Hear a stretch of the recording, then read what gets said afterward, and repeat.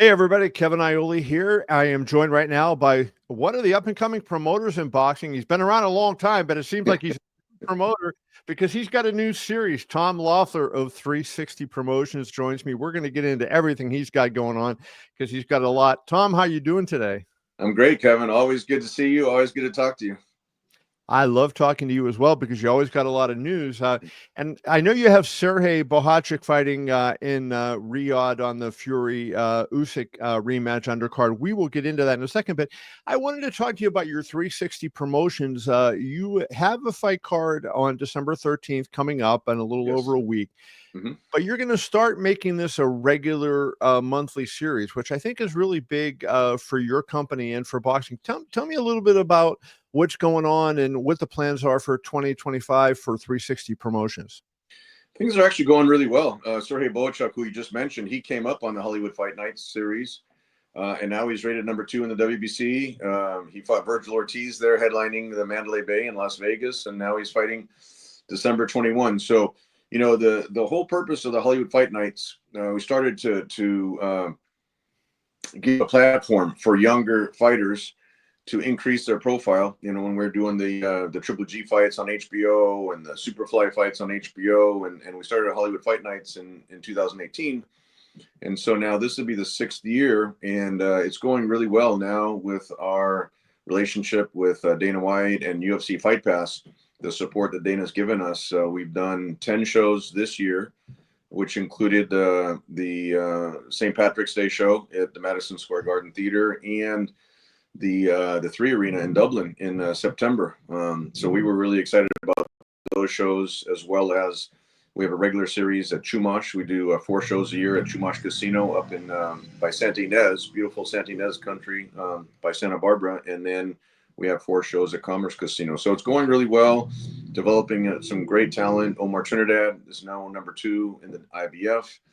And you know, really have a good roster of young fighters, and some of the highest ratings that boxing's ever gotten on UFC Fight Pass.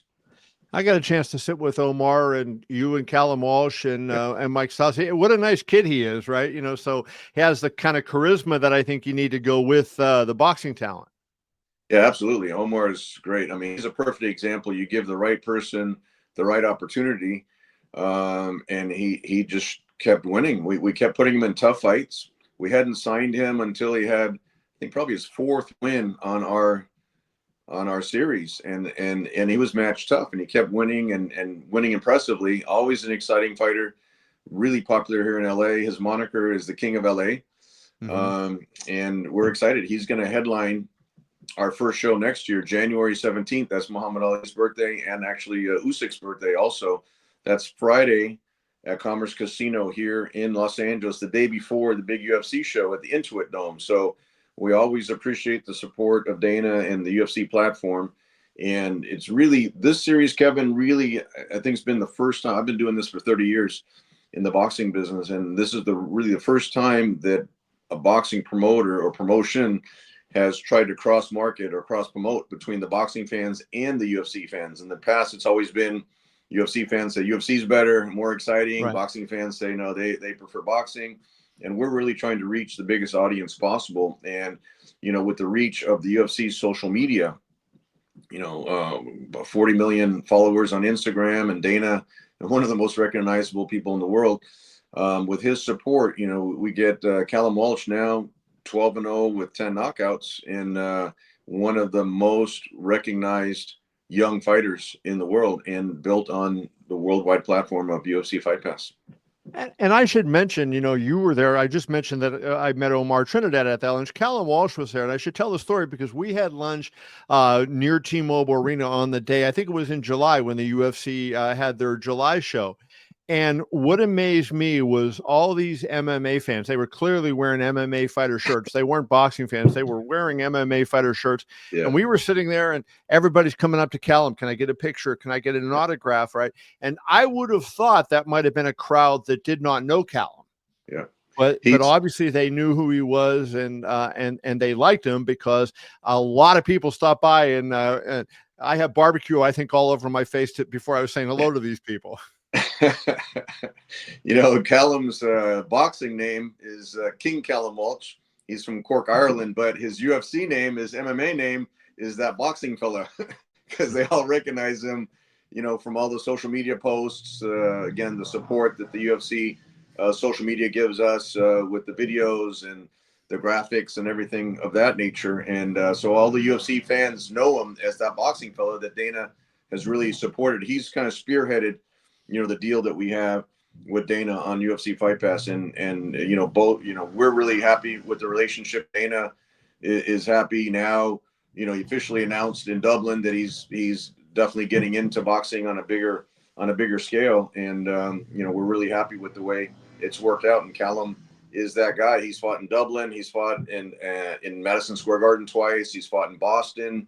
He's fought out here in LA numerous times. He trains with Hall of Fame trainer Freddie Roach, who Dana goes back way back to the Boston days with Freddie. So it's really worked out well, and people are taking notice because the guys we're working with are fighting 3, 4, sometimes 6 times a year. Right. And that's the key to developing these young fighters, and the young talent is keeping them active. And Bohachuk, this will be his 3rd time in the ring this year, all against world-class fighters, and we're excited about it. I love the idea. Dimitri Salidas doing it too on DAZN with Big Time Boxing, getting these young fighters and having that kind of series like Showbox was, and HBO had a series, designed for younger boxers as well. For you, like, I've known you over 30 years. And I think, I would say, Tom would pop up, you have a Klitschko fight, you would have a Golovkin fight, and then we wouldn't hear from you for a while, and then you would show up again. Now you're doing this, and I think that, you're planting your flag, so to speak, in boxing. You're becoming more of a regular in the business. How does that change when you go from, doing a show a quarter or a show every now and then to now you're going, on a regular basis, month after month? What are the changes for you? What are the difficult things? And most importantly, what are the benefits to you for going regularly? It's an interesting dynamic, Kevin. A lot of people had asked me about, what's the difference with HBO? I mean, HBO was unquestionably, the leader in building stars, whether it was Floyd Mayweather, Oscar De La Hoya, whoever, you name it. And HBO, they were built on the HBO platform. And that's where we built, Kevin Kelly was the first boxer I ever worked with, the Flushing Flash out of Flushing, Queens, New York, as a manager. And HBO did a great job with their shoulder programming, with 24/7 features and things like that. Triple G would have never been where he was at without the green light from Peter Nelson at HBO. And Triple G was fighting 4 times a year. Yeah, the most active champion at the time, knocking everybody out. He had a 23 knockout streak in a row, and the Klitschko's came up, and on that was HBO. title defenses. Those were all world title defenses. Yeah, all world-class top 10 fighters, selling out arenas from the O2 Arena in London to Madison Square Garden a number of times, to, fighting Canelo 3 times at T-Mobile, sold out the Saitama Arena in Tokyo, Japan. But now, and like you said, that was, whenever we had an HBO date, and I was really focused, 100% focused on Triple G 24/7. Naturally, we had the Superfly series also with Chocolatito, but that was, maybe 4 times a year with Superfly, about 6 fights a year.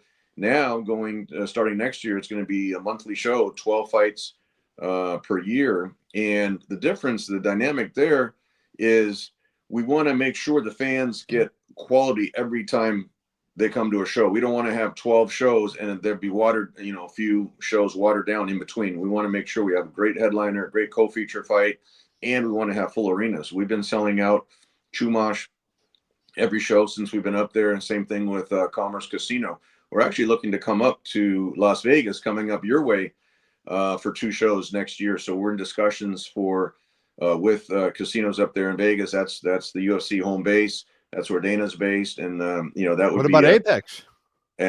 Apex definitely could be a possibility. Although what we're looking at is kind of a bigger capacity, ticket sales, a gate, that type of thing. What Dana doesn't really matter, what the gate is up there. His is. I mean, he did a masterful job, genius, in fact, before the pandemic. but building and designing the Apex is basically a TV studio with a cage inside of it, Yeah. which has some of the highest production quality around. And now with our 12 shows, we definitely rely on the gate, ticket sales, sponsorships, and putting out a quality product and signing quality fighters. We're very discerning with the type of fighters that we want to work with. We want to work with good quality fighters, good character fighters, marketable fighters, and exciting fighters. In order to capture the attention of the UFC fans, they want to see exciting fights. They don't want to see not a typical, but sometimes you get a boxing match where you have a 12-round, a 10-round decision. One guy kind of outpoints the other guy, and then no one really was excited by about it. And definitely UFC fans are not excited about that. So Right. we're looking for exciting fighters. You signed Right Hook Roxy, who is one of those kind of fighters. I wasn't sure you were going to sign her, but she was, what was she, 2-0, 3-0, and looked fun in all those fights. Yeah, she's 2-0 now. Very marketable, very exciting fighter. We're going to have Perla, who trains with Manny Robles. She's making her pro debut. She's an 11-time U.S. amateur national champion. We also work with female fighters as well. I have a long storied history with Cecilia Brækhus, the first lady of boxing. Mm-hmm. She's was the undisputed welterweight champion, longest reigning undisputed champion in boxing history, and so we've always supported female fights as well as a great complement to what we're doing on the boxing side. A couple other topics I want to get into. Let's talk about Bohachuk. He is fighting Israil Madrimov. For people who don't recognize the name Madrimov, he was the guy that fought Terrence Crawford and really pushed Terrence Crawford as much as anybody has pushed him on August 3rd at BMO Stadium in Los Angeles. I think Madrimov actually felt he won that fight. I kind of felt Crawford clearly won the fight, but Madrimov certainly gave a very good account of himself. Right. My question to you is this: I think Madrimov's people, Eddie Hearn, his team, they're pretty smart boxing people, but all of a sudden they have Madrimov fighting Vergil Ortiz in February 22nd. And I'm like, wait a minute, doesn't Israel have a fight before that? Did you and Serhii notice that? That really took us by surprise. I started getting all these text messages, and Oleksandr Usyk, who's very tuned in to what's going on over there in Saudi and Riyadh season, and with His Excellency Turkey Al-Sheikh, he was the first one to send me the graphic, and he's like, what happened with what happened with the Bohachuk Madrimov fight? And a lot of people were texting me, and that fight is on 100%. I'm not sure who came up with that idea. I'm sure Eddie, kind of threw Madrimov's hat into the ring for Vergil Ortiz fight. But the way the Vergil Ortiz fight went, you remember that, where Bohachuk, Vergil Ortiz is this killer, 20-0, 20 knockouts, and Serhii Bohachuk goes in there and knocks him down twice. Really had him busted up. Vergil, in fact, had to go to the hospital for observation after that fight. So, that was a tremendous fight. Both guys, you got to give them credit for. Very close fight. We thought Bohachuk won that fight, but to plan only 2 months later to plan another fight with Madrimov. I mean, Bohachuk's very confident in this fight going into Madrimov. He learned a lot fighting Brian Mendoza in his very first 12-round fight. Dominated Mendoza. And then 12 grueling rounds with Vergil Ortiz, and now he feels confident going in the Madrimov fight. So I think what do you say, the best laid plans? He's going to put a dent in those plans. I mean, it goes back to, if you remember, the Tommy Morrison days, where he had this huge fight lined up and then winds up getting knocked out. I wouldn't be surprised if we see a similar situation December 21st in Saudi Arabia. I really like Madrimov, and Jim Lampley. I don't want to take credit for this. Jim Lampley said this.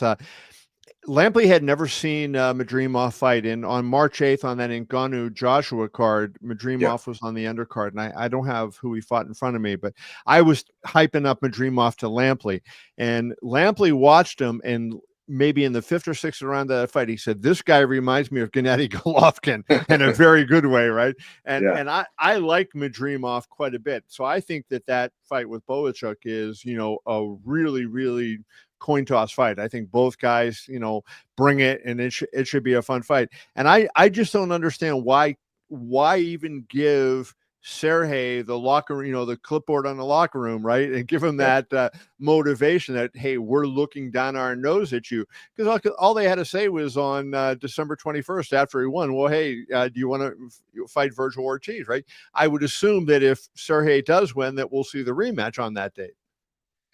Yeah, I agree with you 100%, Kevin. Me as a promoter, what I would have done, I mean, that's a great show. February 22nd already has so many tremendous fights on it. I would have announced that show with all those fights, and then, either had Vergil Ortiz on it saying, Vergil Ortiz will be on the show and we're just looking for the best opponent, or whatever happens December 21, say, okay, Vergil Ortiz is added onto the show, which is a huge fight, and then put the opponent there. I think it's again, I think it's short-sighted to already have a graphic and a promotion based around a fight where it really is Madrimov. We have a lot of respect for him. Him and Bohachuk are both top 5 fighters. Bohachuk's rated number 2 in the WBC, and Madrimov's number 3. So when you have 2 highly rated fighters like that, and Bohachuk is heavy-handed. He's got a 90% knockout ratio. And aggressive, nonstop pressure, nonstop punching. That's what took Vergil Ortiz by surprise. I think they weren't expected that. He actually knocked him down in the first round. I had to go to the Nevada Commission because the referee unfortunately missed the knockdown. And then, to his credit, Jeff from the Nevada Athletic Commission used the instant replay and saw it was clearly a knockdown. And Bohachuk got credit for it. But unfortunately, the judges, we didn't necessarily agree with their scorecards. But it was an exciting fight. It was a tremendous fight between 2 top 5 fighters with Bohachuk and Vergil Ortiz, and now the same thing, 2 top 5 fighters in that junior middleweight division between Bohachuk and Madrimov, and I think that division, it's got to be one of the deepest divisions in boxing. When you add in Terrence Crawford, you add in Errol Spence. You still have Tim Tszyu in there. You have Sebastian Fundora, who's the WBC champion. Alexander Zayas on the way up. Zayas actually said he would fight Vergil Ortiz. So he threw his hat kind of in the ring for the world-class world championship fight. So, if Bohachuk comes out victorious December 21, that could be a great fight. Bohachuk and Xander Zayas. One thing I have to give His Excellency Turkey credit for is that Bohachuk on paper lost the fight, and Madrimov on paper lost the fight to Terrence Crawford, and yet he's putting them both in against each other. That's really the UFC. I like that. That's what needs. I've written a couple articles recently. Sometimes people, when they see an article critical of boxing, they think that I hate boxing and I'm against boxing. And I freaking love boxing. And I have watched boxing. I was 5 years old when I saw my first fight. And I'm a lot older than 5 now. And I'm a lot older than you. And I have loved boxing for many, many years. And so when I say something critical, it's because I love the sport. So I want to ask you, use that backdrop to ask you this question. Gervonta Davis, kind of is a frustrating guy to me. So he's one of the best fighters in the world. I have him in the KevinIole.com top 10 pound for pound. I think he's a fantastic fighter, but we have not seen him do what so many other great fighters have done. And I'll use Oscar De La Hoya as an example. Fight 3, 4, 5 times a year against elite guys. And if there's a badass guy out there, Oscar would say, I want to fight him, right? And we have not seen that with Tank. And then yesterday, Tank said, and who knows if he was serious or not, but hey, 2025 is probably going to be my last year. And I just think the attitude of some of these guys, I think a lot of them are overpaid, and I'm not saying specifically his, because he at least sells pay-per-views and some tickets, but a lot of guys in boxing are overpaid, and they seem to think that the world owes them something, and they don't want to promote the sport. They don't want to promote their fights. How do you change that dynamic? Because you know what? We see what Dana White has done in MMA, and forget anything else he's done. He has gotten those fighters to buy in on selling the sport, selling themselves, and selling their fights. And if we had that in boxing, where the best guys wanted to fight the best on a regular basis, and then they sold the fights, they got out there and Look at Terrence Crawford did before that show. It was awful. He didn't talk to anybody before that August 3rd show. Did a handful of interviews, and they won't admit it, but they lost tens of millions of dollars. I will say it, because I know it's true, but they lost tens of millions of dollars on that show. And part of it is because the fighters just didn't do any promotion, right? Nobody knew what was happening. So how do you overcome that? You're doing a good job with your level show, right? You've done good with Triple G shows that were bigger in the past. How do you overcome the fact that guys don't want to do that kind of work? I'm a big proponent of the fighters have to promote their careers and the fights. Callum Walsh is always out there. He's going to be up there this weekend. He's going to be Thursday night. He's going to be at the Fight Pass International. Friday night, he's going to be at Power Slap at the Apex. And Saturday night, he's going to be at the UFC show, UFC 310. At Power T-Mobile. Slap is at Fontainebleau, by the way. Okay, yeah, Fontainebleau. Sorry, my apologies on that one. But he'll be at the UFC 310 at T-Mobile on doing an interview on UFC Fight Pass, doing media interviews. Bohachuk is the same way. He's probably done 15 interviews. We just had a media day with him, media training at the Wildcard Gym here in Los Angeles. Triple G, he was nonstop. We were flying to Mexico, doing interviews down there, flying all over the place with him. So I'm a big believer in you have to want to promote your own career and your fights, because that's the only way you're going to not only grow your career, but grow the sport and grow the event where you want people to tune in. A lot of fighters sit back and say, okay, I want people to buy my tickets, buy my pay-per-views, but I'm focused on training, so I can't talk to you now. I'm going to talk to you after the fight, but that doesn't help the promotion. And I think it's a big disconnect. And I think a big part where you have to give Dana White credit for what he's done with UFC is he gets the best to fight the best. If you lose, and you know better than anyone, if you lose in a UFC fight and you're in a very competitive fight, 2 months later, you might see that person in another great TV fight, a co-main event, or whatever it is. It's not one of these 50-0 careers where you have to protect your undefeated record. Fans just want to see great fights, and it doesn't have to be undefeated fighters. That was the magic of what we were doing with the Superfly series, is because they were all willing to fight each other. Carlos Cuadras was willing to fight Chocolatito and Estrada and Cicericet, and they were all, we're mixing and matching, and that's the way I feel it is now with junior middleweights, and that's what I was alluding to with Madrimov and Serhii Bohachuk.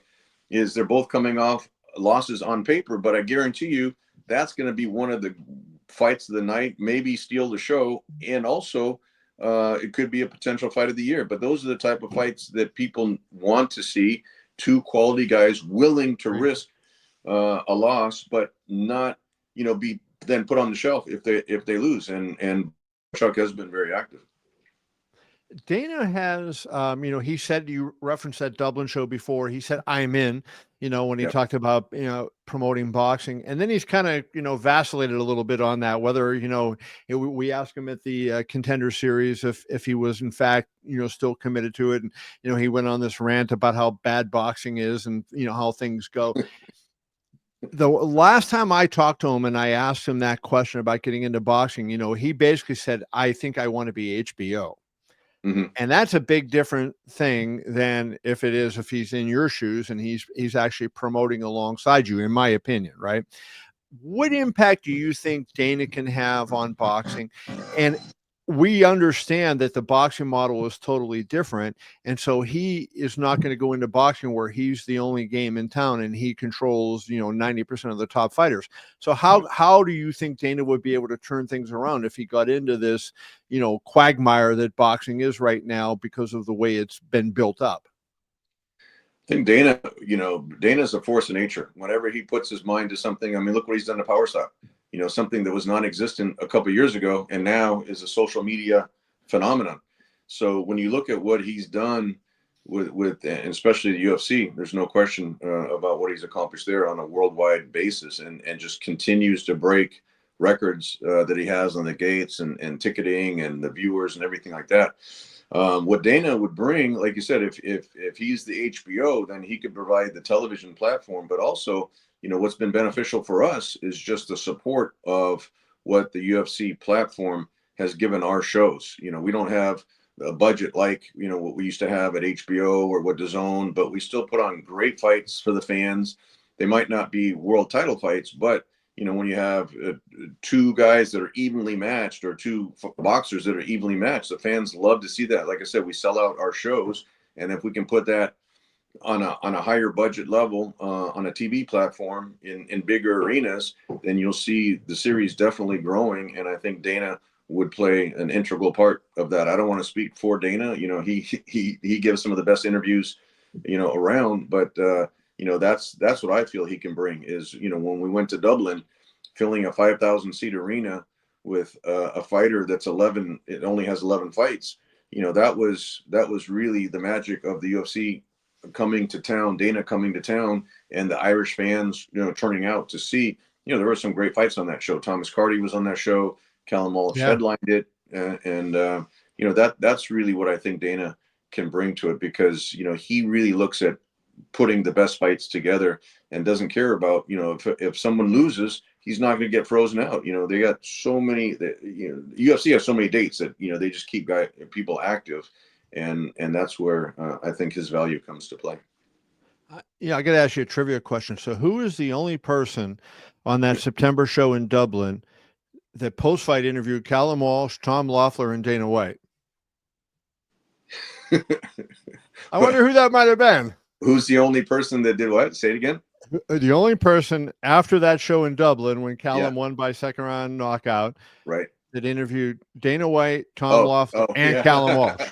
Okay, I got the answer. That's Kevin Iole from KevinIole.com. We got it, baby. Yeah.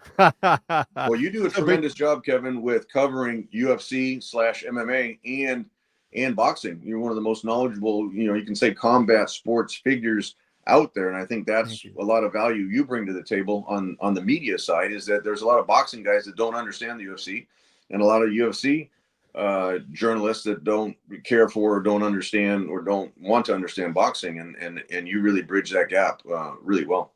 I love both of them. I admit, and I've told Dana this story, when I first covered MMA, like I saw the first couple UFCs as a fan, and it was like crazy, right? One guy wearing one glove and a bare hand and all that. But then I walked away from UFC for a while when they had Emmanuel Yarbrough, who weighed like 610 pounds. He fought Keith Hackney, who weighed 190. Right. And I go, what the hell is this? And like I said, forget about this. And I didn't watch it for a number of years. And then both Flip Pomansky, who was on the Nevada Athletic Commission at the time, and then Mark Ratner, who was the executive director of the commission, they said, hey, we're going to legalize MMA in the state of Nevada. So I was working at the Las Vegas Review-Journal. They said, so you ought to start looking into it. And the first time I saw it as a reporter that I was going to cover it, I'm like, what is going on? I thought it was like bad boxing, and I didn't understand it. Dana and I were laying on the floor in his office grappling. He was showing me grappling moves, and he had a tiny little office. I mean, you've been in his office now, and it's palatial, right? And he has a gym behind it, and everything else. I mean, Dana's office is insane. They should have tourist stops there, right? Just to see that thing. Yeah. But here we were they called it the map room that he was in before. And Dana and I were laying on the floor grappling. He's showing me grappling moves. But I grew to love MMA. And one of the things that hooked me was, the fights were evenly matched. And you would have 10 or 12 fights on a card. And you would say, I don't know if the best fight on the show, Tom, is going to be fight one or the main event. And I wish we could get to that in boxing, which in boxing, that's not the way it is right now. You're right about that, Kevin. And that's one of the dynamics that we're trying to bring to our boxing shows is, I didn't grow up with UFC. I watched some of the early UFC fights really early on, but I hadn't gone to a show, until, the relationship with Dana. And you get there early, like at T-Mobile, you get there early, or at MSG. I went to the Garden show last year, and, the arena is full or 80% full from the first fight, the second fight on. And in boxing, if you go to one of the big pay-per-view shows up in Las Vegas, it's like half empty until the main event, and then all of a sudden it's full, because people don't really care about building up these fighters in sometimes not competitive fights. But with the UFC, each fighter has their own fan base, and they're in competitive fights, and the fans want to see. 100%. Dana's done an excellent job with the UFC brand. he can bring a UFC show to town. It doesn't matter who's fighting; it's going to sell out because the fans know the type of quality matchups and competition, and frankly, the production that Dana does on the UFC side. It's like second to none. His production value, it's like a whole concert, or just a entertainment on the production side, and then you have the fighters walking in. That's one of the things that we're trying to do on our shows on the undercard. Really put on competitive fights, fighters that bring fans out from the first bell, from the first fight, and we've done really well with that with our boxing shows. So I hope it's not too long with your new show starting, really starting this month, because you're going to go regularly now for 13 consecutive months with the show, that maybe we can call you the Dana White of boxing here. Tom Loeffler is the Dana White of boxing. Tom, I took a lot more of your time than I said. I know you're a busy man. I appreciate you, brother. Thank you so much. Thank you, Kevin. Great to see you. And we'll see you. You'll be in town in LA for the show, so hopefully we'll see you January 17th. Well, I think I'll see you at UFC 310 probably on Saturday. Or yeah, this weekend. Yeah, absolutely. We'll see you this weekend. Thanks, Tom. Appreciate you. Thank you, Kevin.